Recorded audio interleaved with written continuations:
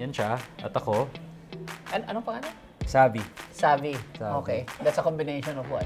Actually, it's Savvy lang. Okay. Hindi savings and VUL. Ay, no. Straight to the point.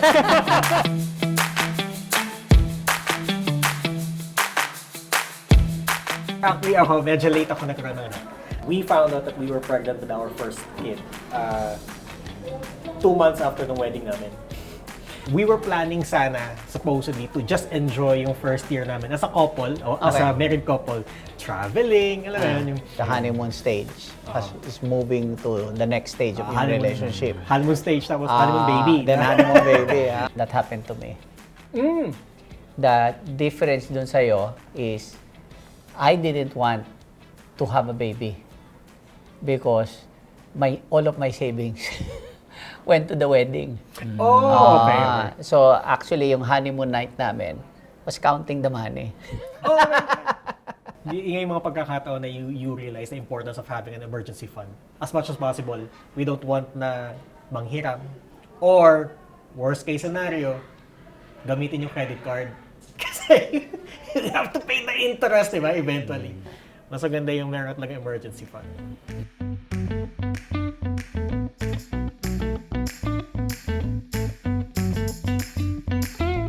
What made you guys consider starting an emergency fund? In my case, it's not an emergency fund. It's to pay for hospital expenses. It's already there. So, check. Magkano? How much? You started saving for that. As we kept on going to the OB, less frequent na yung kumakain sa labas. Kasi gusto mo na umuwi agad. No, because you have to save. To us, it's just putting that money for hospital expenses. The word emergency never cropped up. How do you start an emergency fund? Well, like, what do you need to have to start one? So, as a rule of thumb, emergency funds, 6 months worth of living expenses daw yung kailangan ihanda. Ako personally, I just have a buffer na minamaintain ko. So, I'm not necessarily calling it an emergency fund, but it serves that purpose. I guess from my side, when managing my savings, I make it a point na meron akong tinatabi, meron akong source of income, which is my payroll.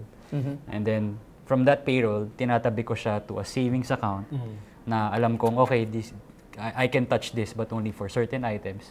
And meron kaming joint account with my May allocation ka na. I kind of follow the 70-30 rule. Whatever I receive monthly, 70% goes to expenses, 30% goes to savings.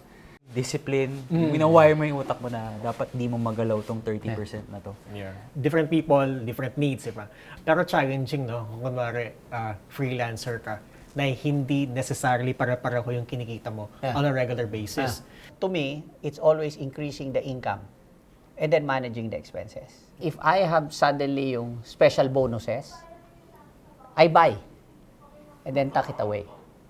So that it's a continuous process. Tuck and save. Okay.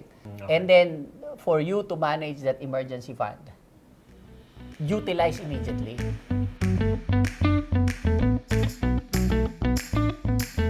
So how do you know that it's an emergency? Kapag yung emergency fund ang pinag-uusapan, for any use that you may have for it, na Like a hindi new mo iPhone. na hindi mo iPhone. Pero iPhone kasi nakikita mo yung sa kaganda kung kailan lalabas. I knew it was an emergency because it was unplanned. Because I planned everything. Yeah. Up to the last centavo, up to the last days. And then when my wife said, we need to go to the hospital, sabi ko, pwede bang dyan na lang? Hindi! Because sometimes you don't go to the hospital because you don't want to spend 10,000. You don't want to spend 20,000 because you didn't really have money in the first place. If you're on a budget, minsan lalabas yung sentiment na obserbahan muna natin. Posible. Wag mo natin dangin sa hospital. Right? Lagyan mo na lang ng yelo. Liit lang naman eh. But because I had that security that I had emergency funds, whether this or that, papa-check up natin. I had a life-changing emergency, so to speak, because my son got sick. A lot of that thinking was thrown out the window. because it was an event that nobody expects. Because I had always planned for tuition. Yeah. I never planned for a critical illness type of scenario. Yeah. So doon napunta lahat ng savings. Said lahat eh. We've recovered to the degree that we now have a separate fund and it's there. It's untouchable. Nag-resonate ako dun sa sinabi mo about accountability. You wanna do that so that in the future, it doesn't happen again.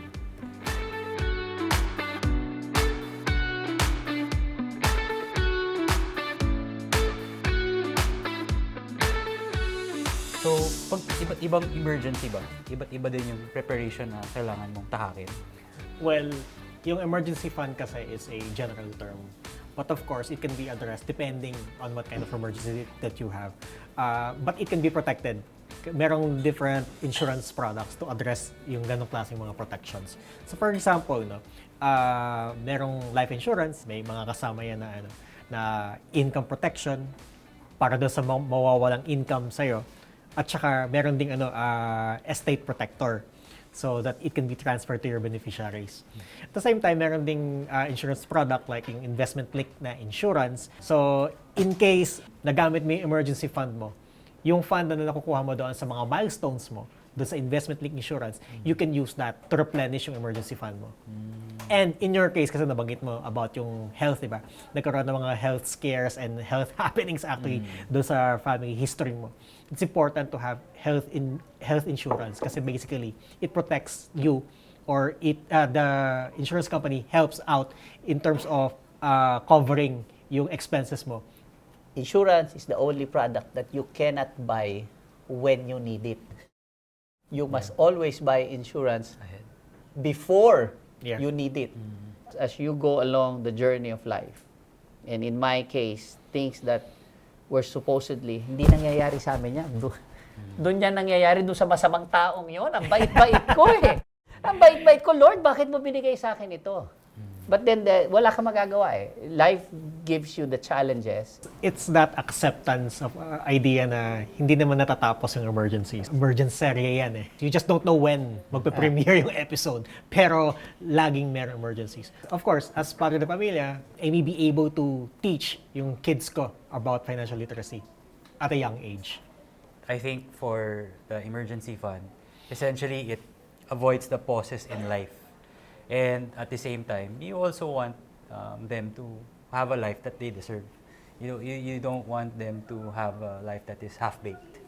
I had a big spend for less than 3 weeks before the last day happened. And it was to give my son the chance to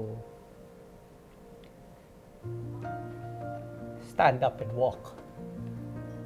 I spent A fortune. a fortune. Mas mahal sa Fortuner. And he walked for less than half a day. So, if I didn't have that emergency fund, or I didn't have that set aside money, that wouldn't have happened. I would have said, yelo lang yan, lagyan mo lang ng yelo, okay na yan. Yeah. And it wasn't a cure, ha?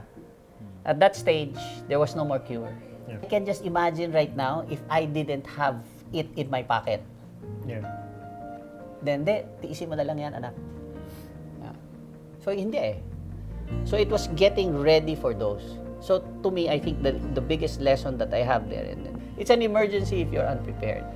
To me, that's the biggest accountability. Can your wife, can your children look up to you and say, thank you, Dad? That's what you do for the people that you love.